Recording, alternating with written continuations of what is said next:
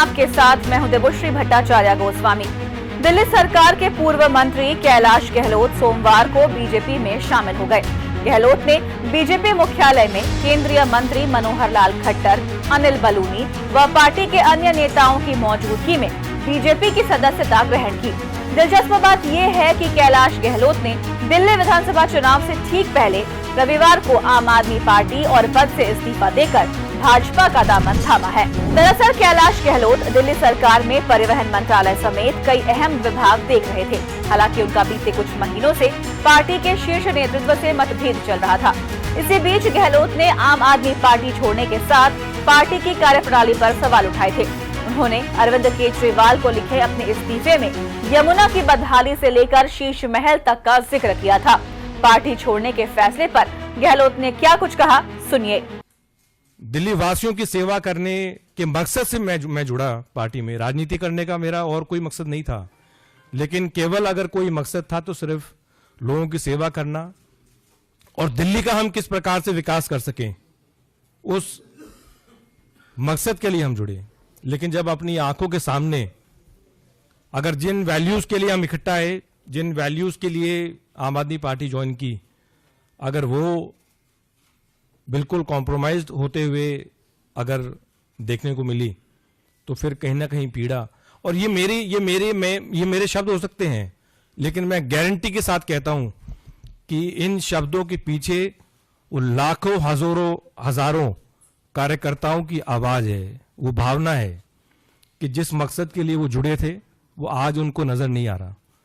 एक आम आदमी की सेवा करने के लिए जुड़े थे, वो आम आदमी से मेरे ख्याल से सब वो लोग खास हो गए। वहीं बीजेपी की सदस्यता ग्रहण करने के बाद गहलोत ने कहा कि उन्होंने किसी भी तरह के दबाव में ये फैसला नहीं लिया है। और सही पूछे तो कुछ लोग सोचते होंगे कि ये ओवरनाइट कुछ डिसीजन हो गया या किसी के दबाव में ये मैंने निर्णय लिया। हर एक व्यक्ति जो ये सोच रहा है कि किसी के दबाव में मैंने निर्णय लिया, मैं ये कहना चाहता हूं कि मैंने आज तक किसी के दबाव में आके कोई काम नहीं किया, कोई काम नहीं किया। और राजनीतिक जीवन में लगातार 2015 से पार्टी में रह के, एमएलए रह के और एज ए मिनिस्टर भी दबाव में आके मैंने कोई काम नहीं किया। तो जितने भी ऐसी मुझे सुनने में आ रहा है कि ऐसा कोई नैरेटिव बिल्ड करने की कोशिश की जा रही है कि जिन्होंने ईडी के दबाव में कर दिया, सीबीआई के दबाव में कर दिया, तो ये सारी मेरे ख्याल से गलतफहमी है। इस प्रकार का नैरेटिव बिल्ड किया जा रहा है।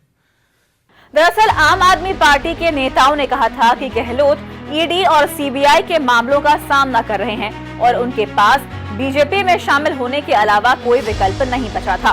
पार्टी ने आरोप लगाया कि ये बीजेपी की घिनौनी राजनीतिक साजिश है।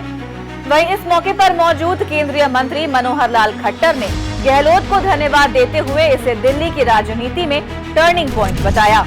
दिल्ली के हमारे प्रभारी सांसद आदरणीय पांडा जी, दिल्ली के प्रदेश अध्यक्ष श्री सचदेवा जी, एलओपी श्री विजेंद्र गुप्ता जी, और आज ही भारतीय जनता पार्टी के इस बड़े परिवार में शामिल होने वाले अपने दिल्ली के पूर्व मंत्री, आज मैं पूर्व मंत्री कहूंगा,